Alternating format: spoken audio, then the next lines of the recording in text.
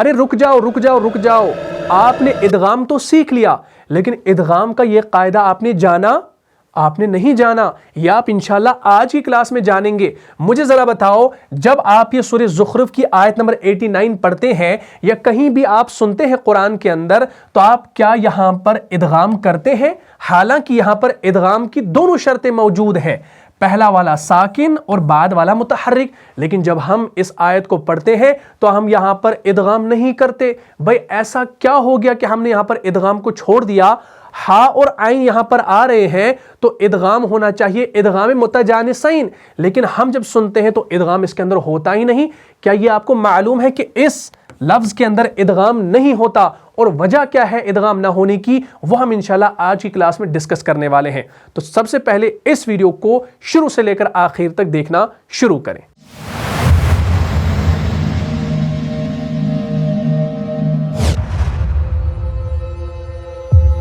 अस्सलामु अलैकुम वरहमतुल्लाहि वबरकातुहू। प्यारे अजीज़ों, उम्मीद करता हूँ आप सब लोग खैर वाफियत से होंगे।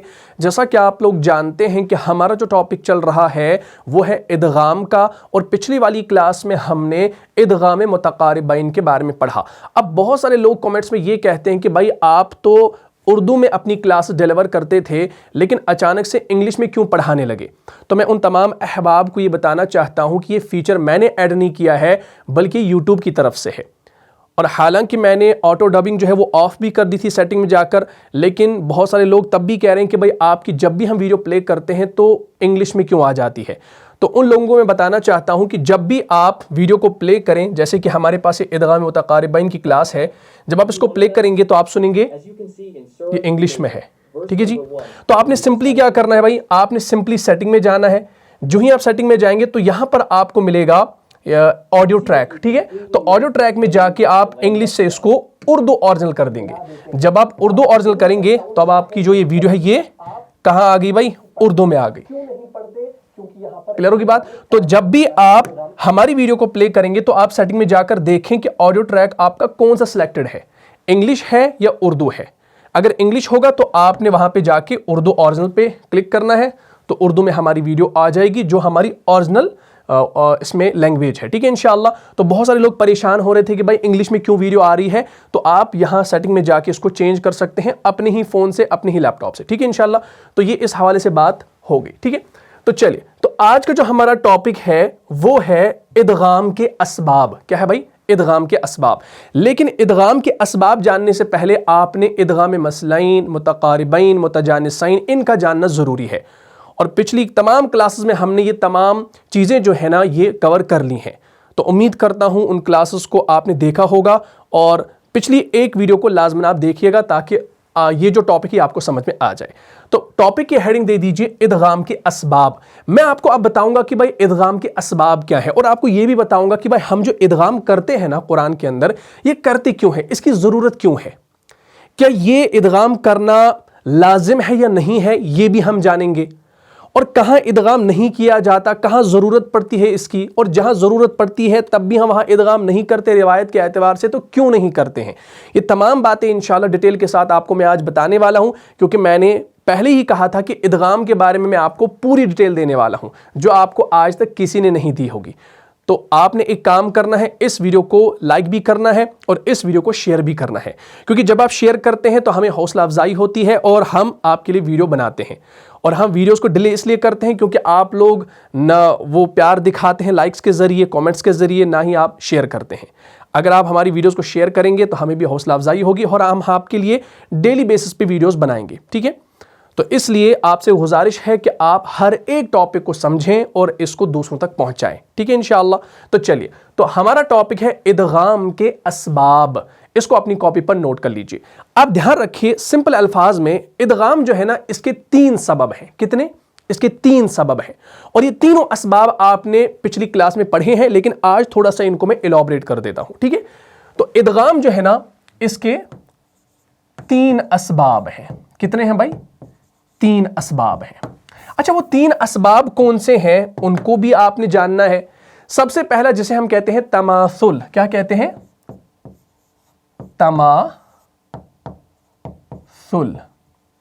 तमासुल, ठीक है, ये हो गया पहला।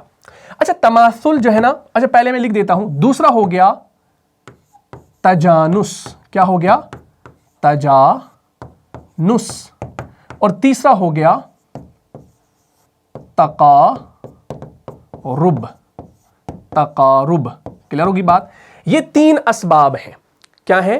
3 असबाब है। जब भी आपसे कोई पूछे भाई इदगाम के असबाब कितने हैं, तो आप क्या कहेंगे? आप कहेंगे भाई इदगाम के 3 सबब हैं। क्या क्या है? तमासुल, तजानुस, तकारुब। अब तमासुल किसे कहा जाता है? सिंपल अल्फाज में यानी एक ही हरफ का मुकर्रर होना।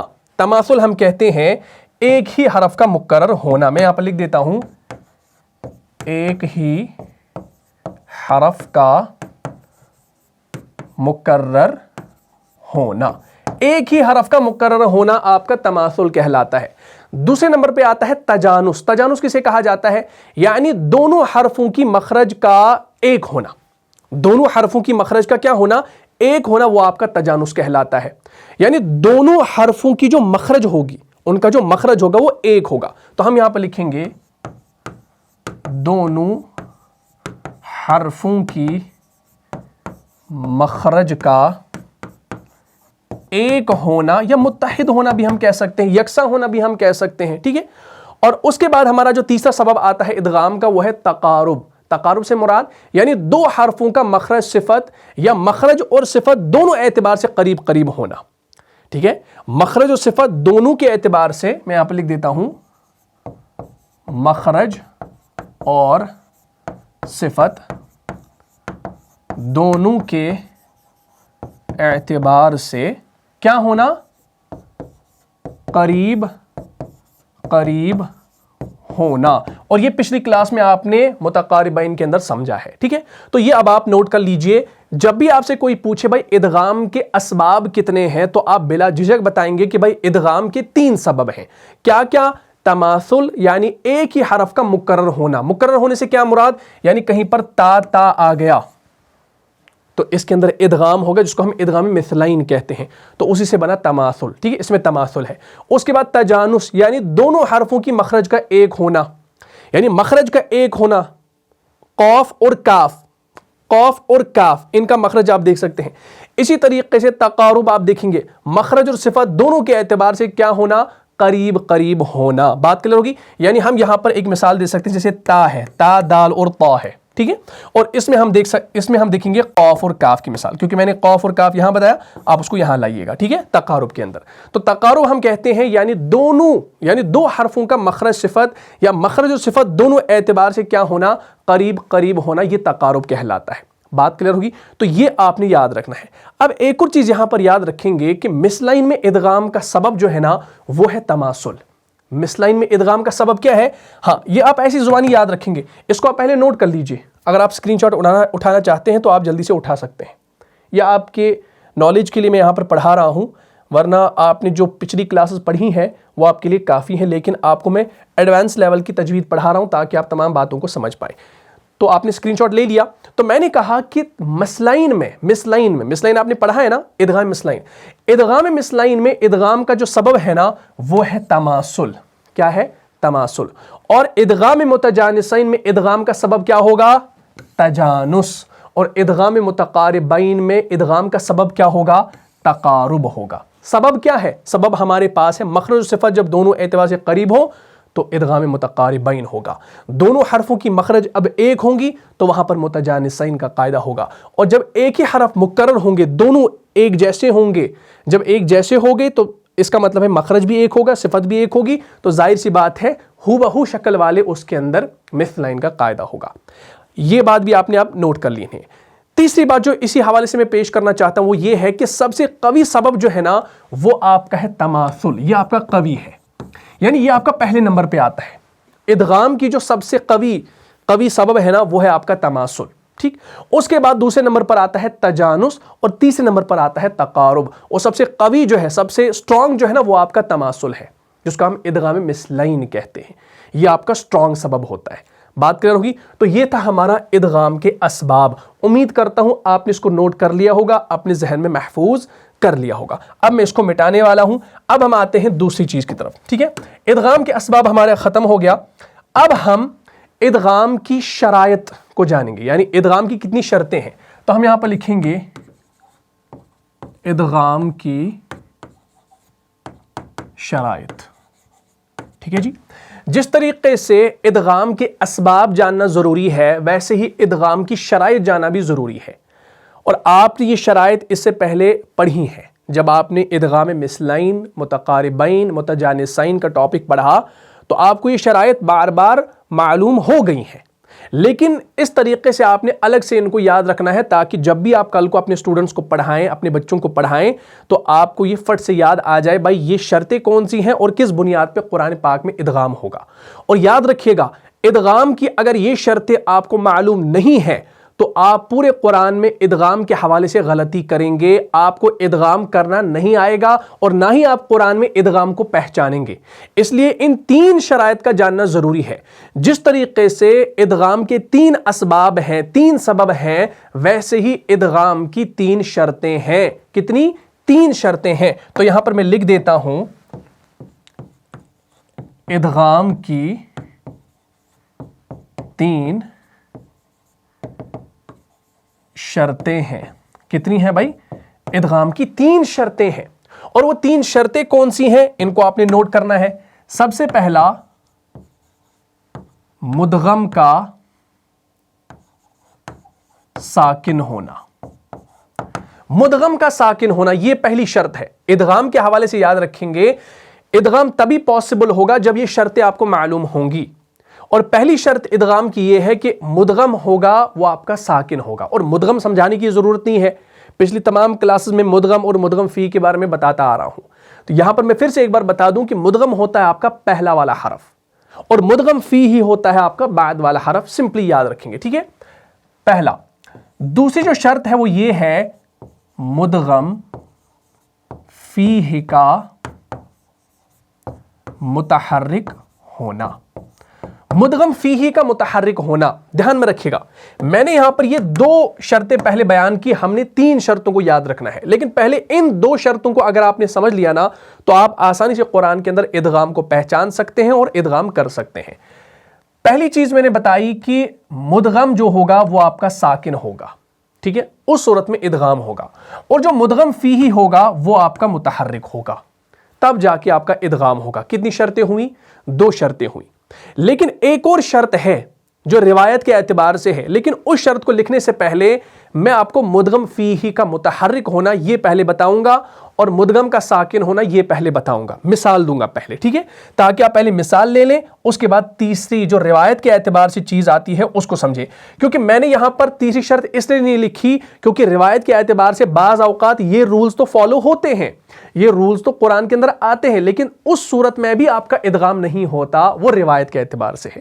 اسی لیے پہلے ان 2 شرطوں پہ بات کریں گے، اس کے بعد آخری شرط کو آسانی سے آپ سمجھ پائیں گے. اور یہ میرا سٹائل ہے پڑھانے کا، ورنہ میں پہلی 3 لکھ دوں اور الگ سے پڑھاؤں، لیکن نہیں، پہلے آپ کو ایک ایک چیز میں کلیئر کروا دیتا ہوں. دیکھیے ادغام کی 3 شرطیں ہیں. پہلی شرط مدغم کا ساکن ہونا، دوسری شرط مدغم فیہی کا متحرک ہونا. مثال کے طور پر جیسے ہم یہاں پر لکھیں گے اذهب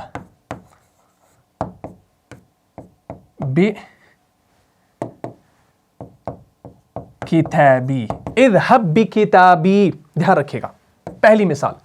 دوسری مثال وقالت طائفۃ، وقالت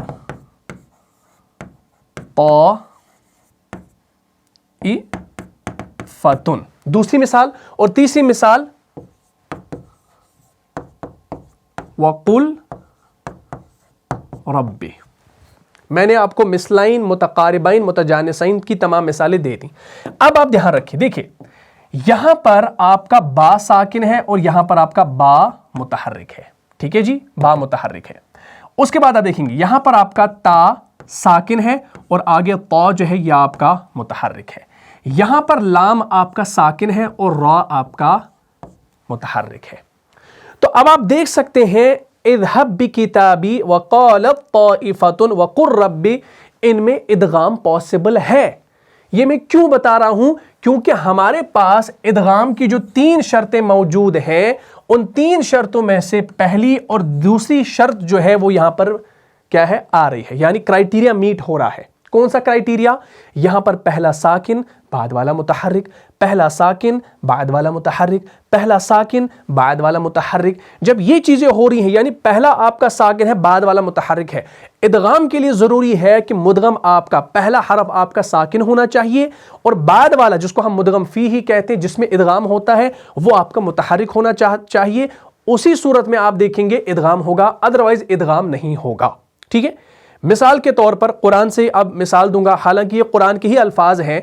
जैसे ये इज़हब बिकिताबी जो ये आपका सूरह नमल के अंदर आता है, सूरह नमल की आयत नंबर गालिबन 28 में आता है, आऊज़ु बिल्लाहि मिनश शैतानिर रजीम इज़हब बिकिताबी हाज़ा फ़अल्क़िह इलैहिम सुम्मा तवल्ला अन्हुम फ़ंज़ुर माज़ा यरजिऊन। उसके बाद देखेंगे वक़ालत ताइफ़तुन, ये आपको सूरह आल इमरान के अंदर मिलता है आयत नंबर 72 में, और उसके बाद ये जो वक़ुर रब्बी है ये आपको सूरह इसरा की आयत नंबर 24 में मिलता है। क्लियर होगी बात? इसको समझना, ये मैं क्यों ये दो शर्तें आपको पहले समझा रहा हूं, क्योंकि इसके मुखालिफ भी कोई चीज आ रही है जिसमें आपने ध्यान रखना है। ठीक है, इसीलिए मैंने दो ही शर्तें बयान की। तो चलिए मैं आपको ये मिसालें अब यहां पर देने लगा हूं, इनको इंशाल्लाह आपने ध्यान में रखना है। ठीक है, जैसे हमारे पास ये तीनों मिसालें मैं यहां पर ले आता हूं। ठीक है, इज़हब बिकिताबी वक़ालत ताइफ़तुन वक़ुर रब्बी। ठीक है, अब इन मिसालों को आप देख लीजिए, ये हमारे पास पूरी की पूरी मिसालें आ गई। ठीक है, मैं इनको यहां पे रख देता हूं। ठीक है, अब आप देखिए सबसे पहले इज़हब बिकिताबी वक़ालत ताइफ़तुन और यहां पर क़ुर रब्बी, तीनों आ गए भाई। आप जब ध्यान से देखेंगे यहां पर आ रहा है इज़हब बिकिताबी, पहला वाला साकिन बाद वाला मुतहर्रिक। तो हमारा जब क्राइटेरिया मीट हो रहा है, इदगाम की शर्तों में से ये दो शर्तें हमारी यहां पर आ रही हैं, तो यहां पर आपका इदगाम होगा, इदगाम की शर्त हो रही है बराबर। वक़ालत ताइफ़तुन में देखिए ता के बाद ता आ रहा है, पहला साकिन बाद वाला मुतहर्रिक, इस सूरत में भी इदगाम हो रहा है। उसके बाद देखिए वक़ुर रब्बी, और यहां पर भी आपका क्या हो रहा है, इदगाम हो रहा है, क्योंकि पहला साकिन बाद वाला क्या आ रहा है, मुतहर्रिक आ रहा है। इन तीनों में आप देखेंगे जो आपको सूरह जो है इसरा के अंदर मिलता है या सूरह आल इमरान के अंदर मिलता है, या इसी तरीके से आपको जो है बाकी सूरतों के अंदर मिलता है, इसी तरीके से पहला साकिन बाद वाला मुतहर्रिक। तो उस सूरत में आप क्या करेंगे भाई, उस सूरत में आप इदगाम करेंगे जब भी कुरान में ये चीज़ होगी। ठीक है, लेकिन अब एक चीज़ यहाँ पर आपने ध्यान में रखनी है, वो ये है इदगाम की शर्तें आपको ध्यान में रखनी है, पहला साकिन बाद वाला मुतहर्रिक। लेकिन अब अगर इसका उल्टा हो गया, इसका उल्टा हो गया, मिसाल के तौर पर मैं इस चीज़ को पहले हटा देता हूं। देखिए ये मिसालें हैं, अब यहां पर मैं कुछ मिसालें लिखता हूं। जैसे हमारे पास एक मिसाल आती है जिबाहुहुम, क्या, जिबाहुहुम, ध्यान रखना भाई, जिबाहुहुम आ गया। इसी तरीके से एक और मिसाल कुरान में आती है यहकुमु बैनकुम, क्या, यहां पर लिखूंगा यहकुमु बैनकुम, दूसरी मिसाल। तीसरी मिसाल हमारे पास जैसे आती है खलक़ा कुल्ला, ऐसे खलक़ा कुल्ला। ध्यान रखिए मैं समझाना क्या चाह रहा हूं, यहां पर बा आ गया, मिसलाइन है, दोनों एक जैसे हैं शक्ल के एतबार से, मखरज के एतबार से, पहला साकिन बाद वाला मुतहर्रिक है। लेकिन यहां पर भी हा जो है ये आपके सेम है, लेकिन यहां पर आप देखेंगे हा के ऊपर पहले भी पेश है और बाद वाले पर भी पेश है।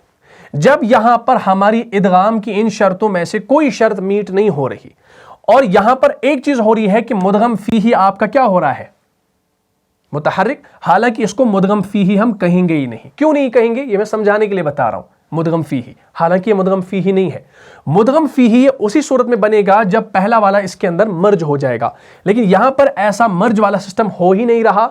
वजह क्या है कि हमारा जो पहला वाला हरफ है वो आपका साकिन होना चाहिए, यहां पर वो साकिन नहीं बल्कि मजमूम है, पेश है, हरकत में है। ठीक है, तो अब आप देखेंगे यहां पर इस सूरत में इदगाम नहीं होगा। इसी तरीके से यहां पर देखेंगे यहकुम बैनकुम, यहां पर मीम आ गया और आगे बा आ गया। मीम और बा जो है ना ये एक ही कैटेगरी के है ना। अब आप देखेंगे ना जब आप मीम और बा को अदा करेंगे, हरूफ शफविया में से आता है, نا با میم فا اور واو، یہ 4 حروف جو حروف شفویہ کے اندر آتے ہیں، میم اور با اسی کیٹیگری میں ہے۔ تو یہاں پر آپ دیکھیں گے پہلے کے اوپر پیش ہے، بعد والے کے اوپر زبر ہے، تو اس صورت میں بھی قرآن میں ادغام نہیں ہوگا۔ خلق کل، اب دیکھیے قاف اور کاف آ گیا، پہلا والا زبر کے ساتھ، بعد والا پیش کے ساتھ۔ حالانکہ یہاں پر آپ دیکھیں گے جب بھی ہم قاف اور کاف کو قرآن میں دیکھتے ہیں، جیسے علم نخلقکم، قاف کے بعد کیا آ گیا؟ کاف آ گیا، تو ہم یہاں پر ادغام کرتے ہیں۔ وہ ہم کیوں کرتے ہیں علم نخلقکم میں؟ کیونکہ وہاں پر قاف آپ کا ساکن ہوتا ہے، علم نخلقکم، ٹھیک۔ لیکن یہاں پر قاف جو ہے خلق کل، تو اب یہاں پر قاف بھی آپ کا متحرک، کاف بھی متحرک، تو ہماری جو ادغام کی شرطیں ہیں، 2 شرطیں، وہ یہاں پر ان 3 مثالوں کے اندر نہیں پائی جاتی۔ اس حوالے سے آپ دیکھیں گے یہاں پر ادغام نہیں ہوگا۔ تو قرآن میں جب یہ چیز آپ دیکھیں گے یہاں پر آپ ادغام نہیں کریں گے۔ کیوں نہیں کریں گے؟ کیونکہ ان میں پہلا حرف ساکن نہیں ہے۔ مثال کے طور پر یہ جو مثال میں نے آپ کو دی جباہہم، یہ آپ کو سورہ توبہ کی آیت نمبر 35 کے اندر ملتا ہے۔ اعوذ باللہ من الشیطان الرجیم، یوم یحمى علیہا فی نار جہنم فتکوی بہا جباہہم وجنوبہم وظہورہم، ٹھیک ہے نا، ھذا ما کنزتم وغیرہ وغیرہ۔ وہ آیت آپ دیکھیں گے، ہمارے پاس یہ آیت کریمہ موجود ہوگی، یہ دیکھیں، دھیان سے دیکھیں، یہ ہے آیت کریمہ، ٹھیک ہے جی، دھیان رکھیں۔ یوم یحمى علیہا فی نار جہنم فتکوی بہا جباہہم، کیا ہے بھائی؟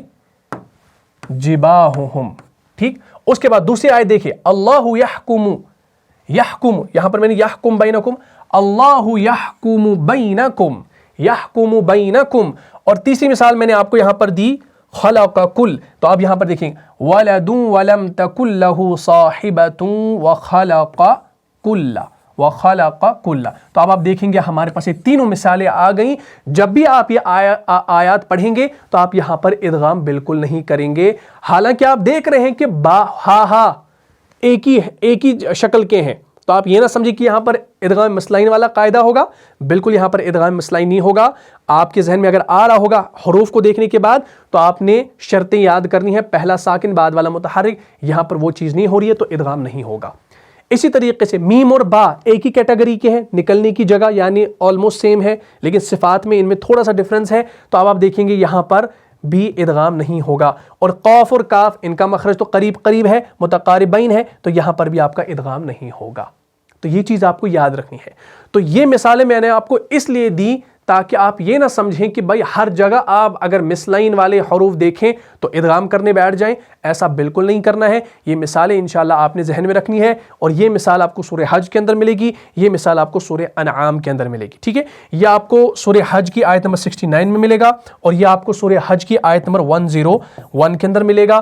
اور اسی طریقے سے یوم یحمى جو ہے یہ بھی آپ کو جو ہے ملتا ہے سورہ توبہ کی آیت نمبر غالباً یوم یحمى علیہا فی النار جہنم، یہ غالباً آیت نمبر 35 ہے، 34-35 سم تھنگ، دیکھ لیجئے گا، ٹھیک ہے۔ تو یہ آیت نمبر اس لیے دیے ہیں تاکہ آپ گھر میں جو ہے قرآن خود کھولیں ویڈیو دیکھتے دیکھتے یا ویڈیو کے بعد، تاکہ آپ کو بہتر طریقے سے یہ چیز سمجھ میں آ جائے۔ تو اب آپ نے سمجھ لیا بھائی ادغام کس طریقے سے ہوگا، کس طریقے سے نہیں ہوگا۔ چلے بھائی، تو یہ 2 شرطیں میں نے آپ کو پہلے بتائیں، اور میں نے آپ کو مثالیں یہاں پر سب دے دی کہ بھائی یہاں پر ادغام ہوگا یا نہیں ہوگا۔ کلیئر ہوگی بات؟ تو یہ چیزیں انشاءاللہ آپ نے ہمیشہ یاد رکھنی ہے۔ اب یہ دونوں چیزیں، یہ دونوں شرطیں آپ کو سمجھ میں آ گئی ہوں گی۔ اب میں انشاءاللہ اب تیسری شرط بھی یہاں پر بیان کرنے لگا ہوں، اور تیسری شرط کے حوالے سے یہاں پر میں ہی اب بات کروں گا، ٹھیک ہے۔ چلیں، تیسری جو شرط ہماری ہوگی وہ یہ ہوگی کہ روایت سے ثابت ہونا۔ تیسری شرط روایت سے ثابت ہونا۔ اس کو میں نے الگ سے کیوں یہاں پر لکھا، میں نے اس کو بھی کیوں نہیں ساتھ ساتھ بتایا جیسے میں نے اوپر والے 2 بتائے؟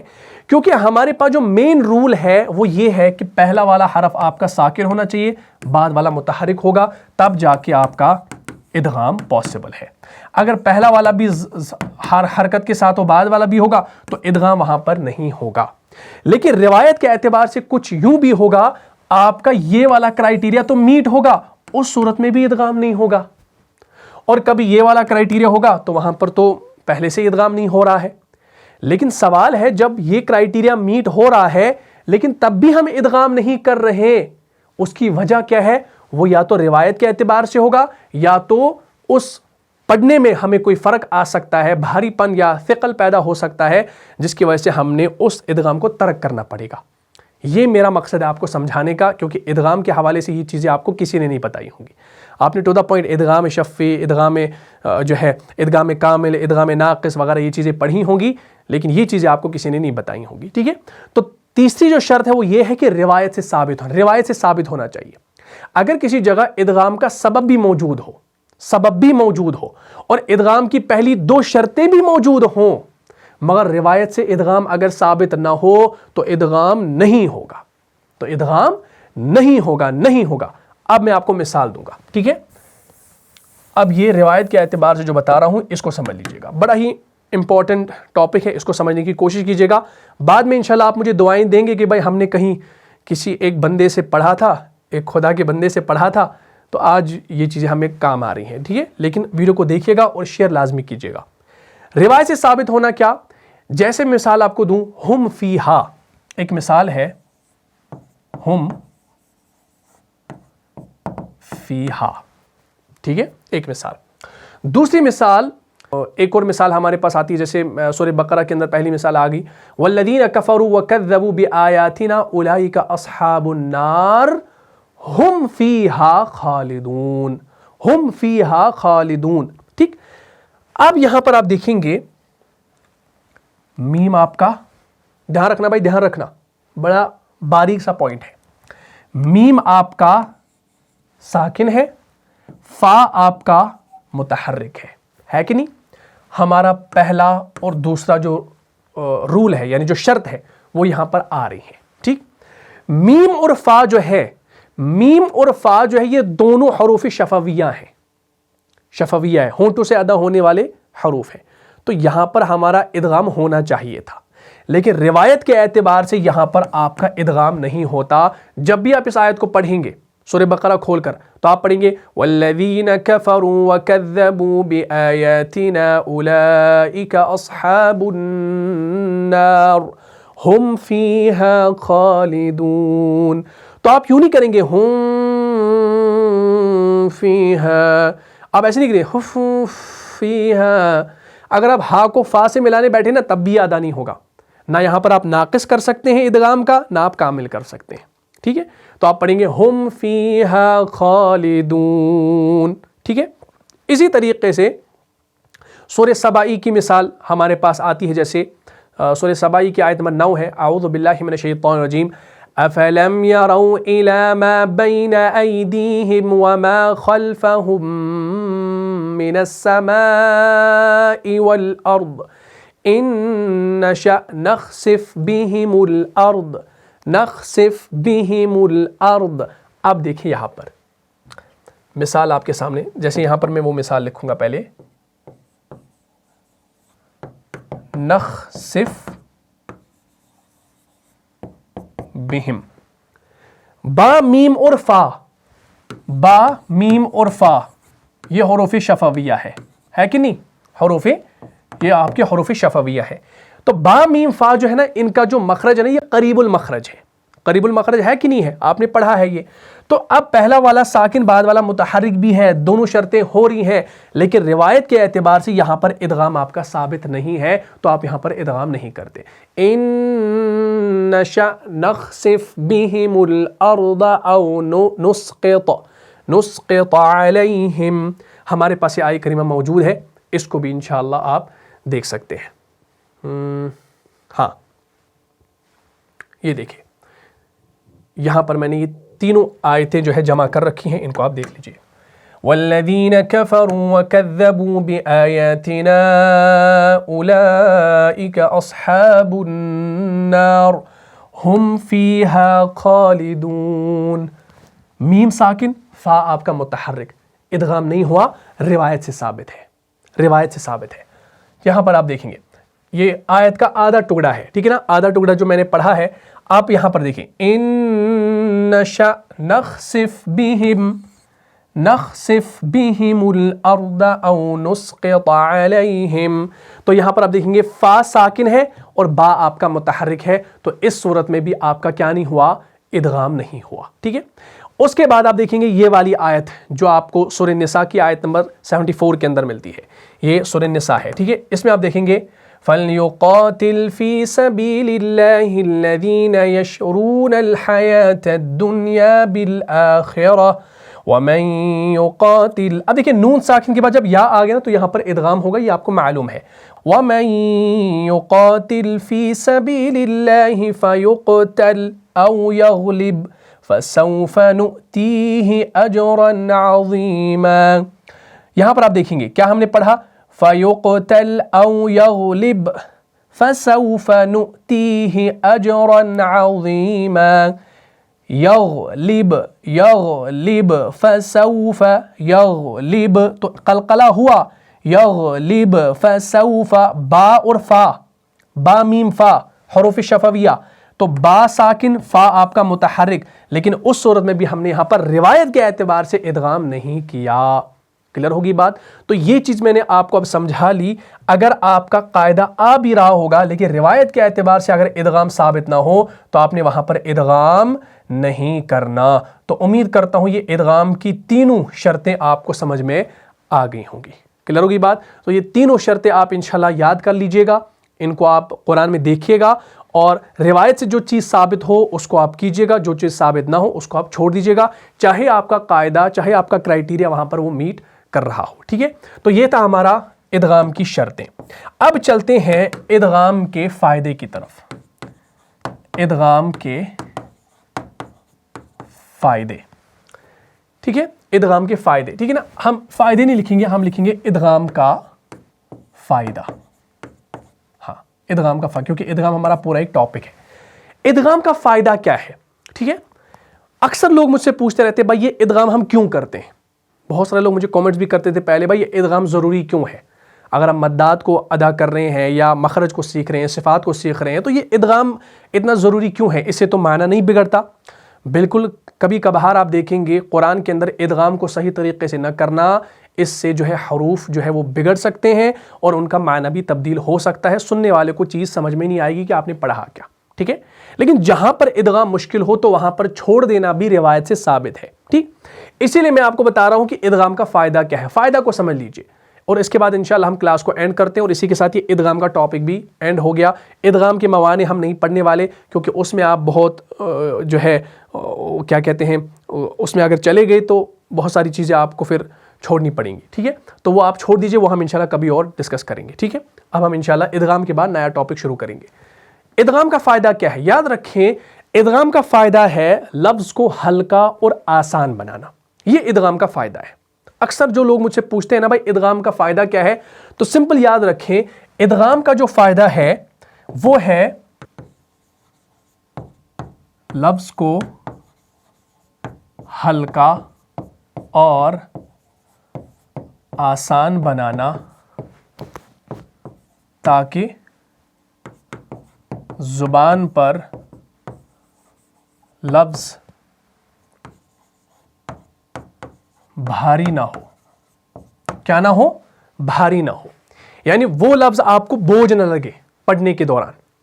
ये इदगाम का फ़ायदा है, इसको आपने समझना है। अब मैं मज़ीद इसके अंदर एक इजाफा कर देता हूं, क्योंकि इदगाम में दो हरफों के अदा करने के लिए ज़ुबान को जो है एक ही बार हरकत होती है, एक ही बार हरकत होती है। इसको समझ लीजिएगा, जब भी आप दो हरफों को अदा करते हैं, क्योंकि इदगाम होता है दो हरफों में, तो जब आप उनको अदा करने के लिए ज़ुबान को एक ही बार हरकत देते हैं तो उस सूरत में बाज़ औक़ात वो अदा तो हो जाता है, बाज़ औक़ात उसमें भारीपन महसूस होता है। फिर रिवायत के एतबार से आपको बताया जाता है भाई इसमें क्या इदगाम होगा या नहीं होगा, वो फिर बाद की बात है, वो आपको बताया जाता है, ठीक है।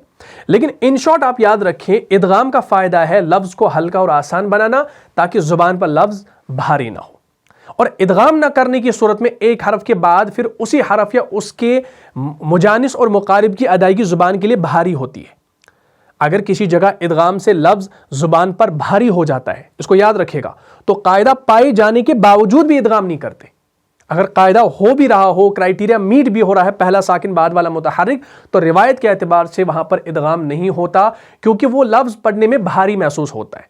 तो वहाँ पर हम इदगाम को छोड़ देते हैं, वहाँ पर इदगाम करने की ज़रूरत नहीं होती, क्योंकि इदगाम का असल मकसद तख़फ़ीफ़ है। क्या है? اس کو نوٹ کیجئے گا، بڑا ہی امپورٹنٹ پوائنٹ ہے۔ ادغام کا جو اصل مقصد ہے وہ ہے تخفیف۔ کیا ہے؟ تخفیف۔ اس کو یاد رکھیے گا، ٹھیک؟ یعنی لفظ کو ہلکا، رواں اور زبان کے لیے آسان بنانا، وہ آپ کا تخفیف کہلاتا ہے، ٹھیک ہے؟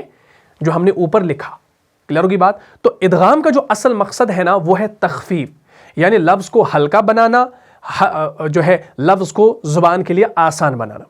اسی لیے قاعدہ یہ ہے کہ جب دو حروف متماثلین یا متجانسین یا متقاربین ہوں اور پہلا ساکن دوسرا متحرک ہو تو ادغام کیا جاتا ہے، بشرط یہ کہ ادغام سے لفظ میں آسانی پیدا ہو۔ لیکن یاد رہے ادغام بذات خود مقصود نہیں بلکہ سہولت مقصود ہے، اس کو بھی یاد رکھیں، یہ کسی نے آپ کو بتایا نہیں ہوگا۔ ادغام بذات خود مقصود نہیں ہوتا بلکہ سہولت مقصود ہے۔ اگر ادغام کرنے سے سہولت کے بجائے بھاری پن، ثقل پیدا ہو جاتا ہے تو ادغام ترک کر دیا جاتا ہے، ادغام کو نہیں کرتے، ادغام کو چھوڑ دیا جاتا ہے، چاہے قاعدہ بظاہر پورا کیوں نہ ہو۔ اس کو یاد رکھیے گا، اگر قاعدہ بھی وہاں پر آ رہا ہو تو آپ کو پڑھنے میں جو ہے مشکل ہو رہی ہے، بھاری پن محسوس ہو رہا ہے، تو آپ نے وہاں پر ادغام نہیں کرنا۔ مثال کے طور پر میں آپ کو ایک مثال دوں گا، اس مثال کے ذریعے انشاءاللہ آپ سمجھیں گے اور اسی کے ساتھ ہم کلاس کو ختم کریں گے، ٹھیک ہے؟ میں آپ کو سمجھانا کیا چاہ رہا ہوں اس کو دھیان میں رکھے گا۔ مثال کے طور پر قرآن میں ایک جگہ ہے فصفح، ہا ہے، اس کے بعد ہے عنہم۔ بتاؤ بھائی، یہاں پر آپ دیکھ رہے ہیں یہ جو پہلا کلمہ ہے اس کے آخر میں ہا ہے لیکن سکون کے ساتھ، یعنی ہا ساکن ہے، اور بعد والا کلمہ جو ہے عین سے شروع ہو رہا ہے لیکن زبر کے ساتھ ہے۔ تو بتاؤ بھائی کیا یہاں پر ادغام پاسبل ہے؟ ہم کہیں گے بھائی ہاں، قاعدے کے اعتبار سے تو ادغام پاسبل ہے، کیونکہ یہاں پر ادغام کی دونوں شرطیں ہمارے پاس آ رہی ہیں، ٹھیک ہے؟ ہمارے پاس شرطیں ہیں کہ مدغم آپ کا ساکن ہو اور مدغم فیہ آپ کا متحرک ہو۔ جب یہ صورت بنے گی تو ادغام آپ کا پاسبل ہوتا ہے، اور یہاں پر ادغام کی جو صورت بنے گی وہ ہے ادغام متجانسین۔ فصفح عنہم میں جو ہا اور عین ہے یہ متجانسین ہے اور ادغام ہونا چاہیے، ہونا چاہیے کہ نہیں ہونا چاہیے؟ لیکن یہاں پر ہم ادغام نہیں کرتے۔ کیوں نہیں کرتے بھائی؟ ہمارے پاس اب قاعدہ ہے، ہمارے پاس شرط ہے، ادغام کیوں نہیں کرتے؟ پھر بھی ہم ہا کا عین میں ادغام نہیں کرتے کیونکہ یہاں پر ادغام سے لفظ زبان پر بھاری ہو جاتا ہے۔ کیا ہو جاتا ہے؟ بھاری ہو جاتا ہے۔ اور یہ آیت کریمہ جو ہے یہ آپ کو سورہ زخرف کی آیت نمبر 89 میں ملتی ہے، اور یہ آپ کا سورہ نمبر 43 ہے، اس میں آیت نمبر 89 ہے جہاں یہ لفظ آتا ہے فصفح عنہم وَقُلْ سَلَام فَسَوْفَ يَعْلَمُونَ، ٹھیک ہے؟ ہمارے پاس یہ آیت کریمہ موجود ہے، اس کو انشاءاللہ آپ دیکھ لیجئے، بات انشاءاللہ کلیئر ہو جائے گی، ٹھیک ہے؟ جیسے ہمارے پاس یہ آیت کریمہ ہاں یہ ہے، اس کو دھیان میں رکھیے گا۔ دیکھیں میں نے کہا یہاں پر ادغام جو ہوتا ہے، ادغام کا جو مقصد ہوتا ہے وہ ہوتا ہے تخفیف۔ جب ہم سورہ زخرف کی آخری 2 آیات پڑھتے ہیں تو ہم پہنچتے ہیں آیت نمبر 89 پر، ٹھیک ہے؟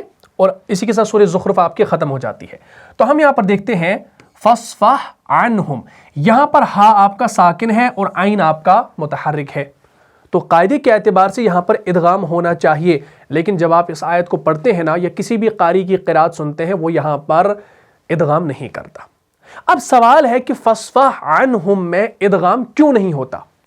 کیونکہ اس لفظ میں ہا اور عین دونوں حروف حلقی ہیں۔ کیا ہیں؟ حروف حلقی ہیں۔ ہا بھی حروف حلقی میں سے ہے اور عین جو ہے یہ بھی حروف حلقی میں سے ہے، ٹھیک؟ اس لفظ میں ہا اور عین دونوں حروف حلقی ہیں اور مخرج کے اعتبار سے متجانسین کہلاتے ہیں۔ کیا کہلاتے ہیں؟ متجانسین کہلاتے ہیں۔ یہ مخرج کے اعتبار سے متجانسین کہلاتے ہیں، اور ظاہری قاعدے کے مطابق ہا کا عین میں ادغام ہونا چاہیے۔ اگر ہم یہاں پر ظاہراً اس قاعدے کو دیکھیں گے، پہلا ساکن بعد والا متحرک ہے تو ادغام ہونا چاہیے، اور جب ادغام ہونا چاہیے تو تصوراً یہاں پر یہ کیا ہونا چاہیے؟ میں اس کو یہاں پر لکھ دیتا ہوں، تو تصوراً یہ ہونا چاہیے ہمارے پاس ایسے،